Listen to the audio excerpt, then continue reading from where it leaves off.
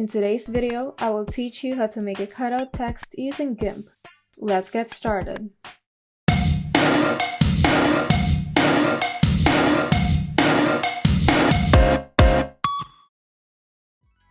First, open a new blank canvas in Gimp or import the background that you would like to use.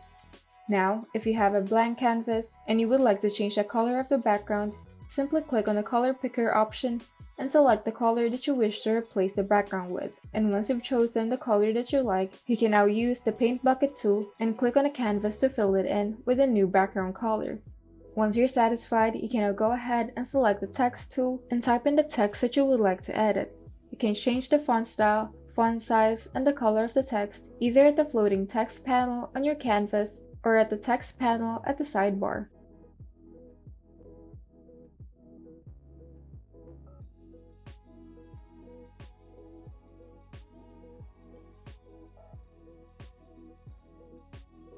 And once you're satisfied with the settings, you can now go ahead and import the image that you would like to fill the cutout text with. Now, drag and drop the image to your workspace and resize and reposition the image using the transform tool from the sidebar.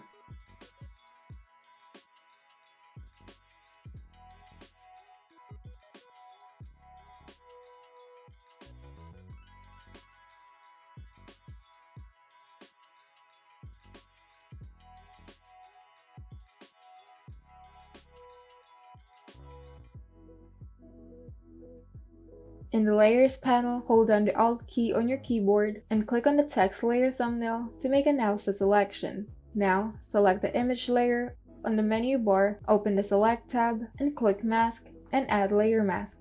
Here, make sure to click on the selection option before clicking the Add button. Lastly, you can now delete the text layer and press Shift-Ctrl-A on your keyboard to deselect the selection.